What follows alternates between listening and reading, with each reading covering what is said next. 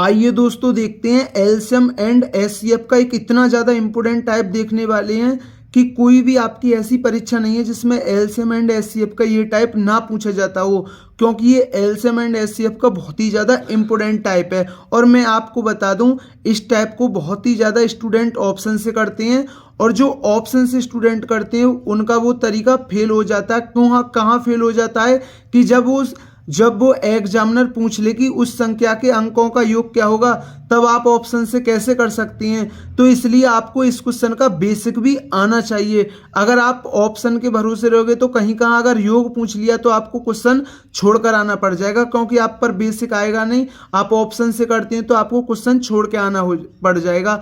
तो इसलिए आपको बेसिक तरीका सीखना है, ठीक है ना। और मैं आपको बेसिक तरीका भी बताऊंगा और ऑप्शन से कैसे करते हैं और स्टूडेंट वो तरीका भी बताऊंगा। तो ये बहुत ही ज़्यादा इंपॉर्टेंट टाइप है। तो देखते हैं बिना कुछ देरी के। टाइप का पहला क्वेश्चन है, वह छोटे से छोटा 7 का गुणज क्या होगा जिसे 6, 9, 15, 18 से भाग देने पर प्रत्येक दशा में 4 शेष बचे। देखिए वह छोटे से छोटे 7 का गुणज क्या होगा जिसे 6, 9, 15, 18 से भाग देने पर प्रत्येक दशा में 4 शेष बचे, ठीक है ना। तो पहले भाई अब 6, 9, 15, 18 से कौन सी संख्या कटेगी जो इनका एलसीएम होगा, तो एलसीएम ले लीजिए। तो 6 के फैक्टर क्या होते हैं, 3 दूनी 6, 9 के क्या होते हैं 3 गुणा 3, तो 1 3 तो आ चुकी, 1 3 नहीं आई। इसके क्या होते हैं 3 पंजे 15, 1 3 आ चुकी, 1 5 नहीं आई। अब ये क्या होता है 3 तिया 9, 9 दूनी 18, तो 3 तिया 9, 9 दूनी 18, ये तो आ चुकी है। तो 5 और 2 की 0 और 3 तिया 9, तो इनका एलसीएम कितना हो गया, इनका एलसीएम हो गया 90। अब ठीक है ना। अब क्वेश्चन में क्या बोला है, छोटे से छोटे 7 का गुणज क्या होगा जिसे 6, 9, 15, 18 से भाग देने पर प्रत्येक दशा में 4 शेष बचे। तो भाई मैं 90 में किस संख्या की गुणा करूं, मैंने मान लिया मैं x की गुणा करूं कि प्रत्येक दशा में 4 शेष बचे, और यह संख्या किससे कटे, ये 7 से कटे। ये संख्या किससे कटे, 7 से कटे। तो ये होता है, ऐसे करते हैं हमें इसे बेसिक तरीके से। लेकिन मैं पहले बेसिक तरीका बताने से पहले वो तरीका बता दूं जो और स्टूडेंट ऑप्शन से करते हैं। लेकिन मैं फिर कह रहा हूं, अगर एग्जामिनर ने पूछ लिया ना कि उस संख्या के अंकों का योग क्या होगा, तो आपका ऑप्शन फेल हो जाएगा। इसलिए आपको बेसिक आना कंपलसरी है, ठीक है ना। तो इसलिए मैं ऑप्शन से ज़्यादा ना, मैं बेसिक पर ज़्यादा बताने पर ध्यान दूंगा, क्योंकि बेसिक कहीं भी फेल नहीं होता है। तो देखिए और स्टूडेंट ऑप्शन से कैसे करते हैं। जैसे पहला ऑप्शन क्या है 74, दूसरा ऑप्शन क्या है 94, और तीसरा ऑप्शन क्या है 184, और चौथा ऑप्शन क्या है 364। तो पहले तो आप ये देखने आए इसे, इनमें से कौन सी संख्या 7 से कट रही है। तो ये तो 7 से कट नहीं रही, और ना ये 7 से कट रही, और 7 दूनी 14, ये भी नहीं कट रही। अब देखिए ये 7 पंजे 35 और 7 दूनी 14, ये 7 से कट रही है।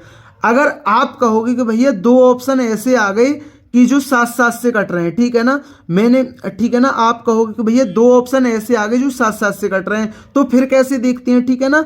फिर कैसे करते हैं, जैसे ये 364 है, 364 में से 4 को घटा देंगे।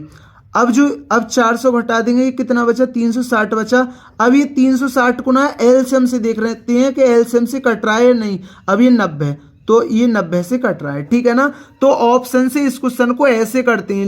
लेकिन फिर भी मैं बता रहा हूं, ऑप्शन से ज्यादा मैं बेसिक पर ध्यान दूंगा, क्योंकि एग्जामिनर अगर पूछ ले कि वह संख्या के अंकों का योग क्या होगा, तब तो ऑप्शन में आपको संख्या मिलेगी नहीं। अब तो संख्या के अंकों का योग मिलेगा, तो आप ऑप्शन से नहीं कर सकते। इसलिए आपको बेसिक भी आना चाहिए, ठीक है ना। लेकिन और स्टूडेंट जो ऑप्शन से करते हैं, वो ऑप्शन भी मैंने बता दिया ऑप्शन से कैसे करते हैं और स्टूडेंट, लेकिन आपको बेसिक भी आना चाहिए, ठीक है ना। तो ऑप्शन से ऐसे कर सकते हैं, तो आपको बेसिक कैसे करेंगे। अब देखिए एक्स की जगह अपनी तरफ से वैल्यू रखनी है, ठीक है ना। 0, 1, 2, 3, 4, 5, 6, और जब तक रखनी है जब तक ये संख्या 7 से ना कट जाए। अब देखिए आप 1 रखो, 2 रखोगे, 3 रखोगे, फिर इसकी गुणा यहाँ में करोगे, फिर 4 जोड़कर जब 7 से देखोगे तो आपको थोड़ा टाइम लगेगा। इसलिए पहले आप 90 में 7 का भाग देकर देख लो। तो जहां तक संख्या कट रही है, मतलब 12 सत्ते 84 तक तो कट रही है।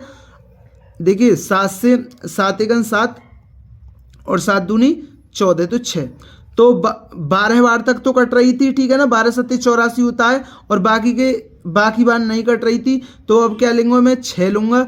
6 गुणा x प्लस 4/7। अब आपको यहाँ x का मान रखना आसान होगा ना, कि जैसे अब मैंने x का मान 0 रखा तो 4 तो कटता ही नहीं है 7 से। अब मैंने x का मान 1 रखा, 6 एकन 6 और 4 10 तो 7 से कटते नहीं है। अब मैंने 2 से रखा 2 रखा तो 6 दूनी 12 और 4 16 भी नहीं कटता। अब मैंने 3 रखा, 6 तिया 18, 18 4 22 भी 7 से नहीं कटता था। अब मैंने 4 रखा, 6 चौके 24 और 4 28, हाँ 28 7 से कटता है। तो x का मान क्या है, x का मान आ गया 4। तो x का मान क्या आ गया, 4 आ गया, ठीक है ना। अगर देखिए सुनो, आप यहां भी रख सकते हैं, लेकिन आप यहां रखे हुए जैसे आप मैंने रखा, हाँ 2 रखा तो 90 दूनी 180 और प्लस 4 184। अब 7 से 184 को चेक करोगे आपको थोड़ा टाइम लगेगा या नहीं लगेगा, तो आपको थोड़ा टाइम लगेगा, इसलिए आप इसे छोटे रूप में लिख लीजिए यहाँ, क्योंकि 12 बार तक तो ये कट रही थी संख्या। अब क्या बच रहा है, शेषफल 6, तो मैंने इस 6 में देख लिया, ठीक है ना। तो आप ऐसे लिख सकते हो, ठीक है ना, आपको ऐसे आसान पड़ जाएगा ना देखना। तो x का मान क्या होगा 4, तो x के मान को आप यहां रख दीजिए भाई, आप x के मान को यहां रख दीजिए, आपका आंसर आ जाएगा 90 गुणा x प्लस 4। तो 90 x का मान कितना है, 4 प्लस 4, तो 9 चौक 36 360 प्लस 4 कितना होता है 364। तो इसका आंसर क्या होगा क्वेश्चन का 364।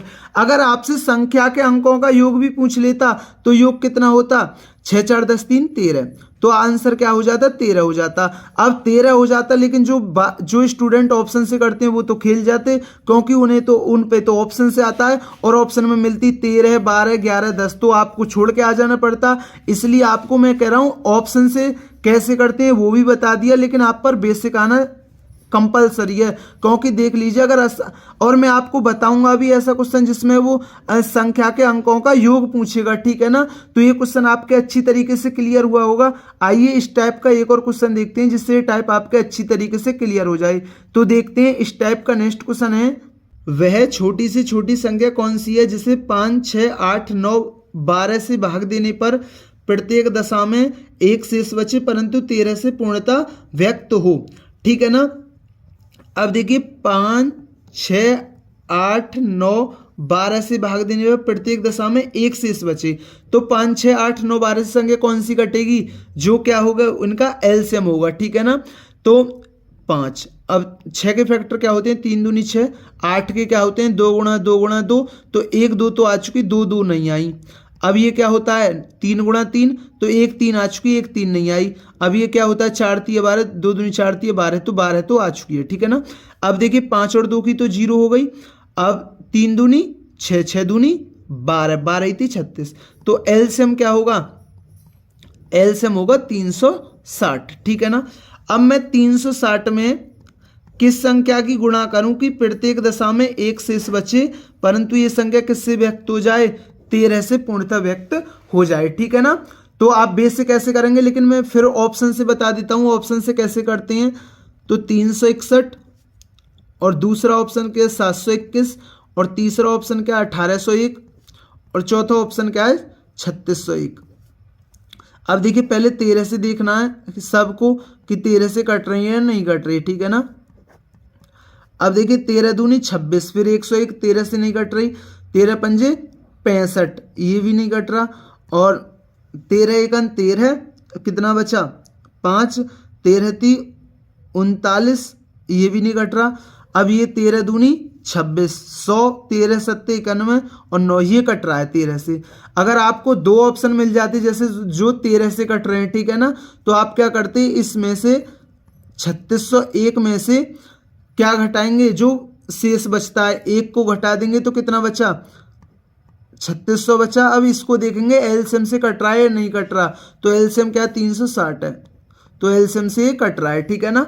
और एलसीएम से ओनली एक ही ऑप्शन कटेगा, अगर 13 से आपको 2 मिल गए या 3 मिल गए ना, लेकिन एलसीएम से कटने वाला एक ही मिलेगा, ठीक है ना। तो आप ऑप्शन से ऐसे करते हैं और स्टूडेंट, लेकिन ये ऑप्शन कहाँ फेल हो जाएगा, ये ऑप्शन से करने वाले जो स्टूडेंट है वो कहाँ फेल हो जाएंगे, जब एग्जामिनर हमसे पूछ लेगा कि संख्या के अंकों का योग क्या होगा, तो अब आपको दिक्कत आ सकती है, ठीक है ना।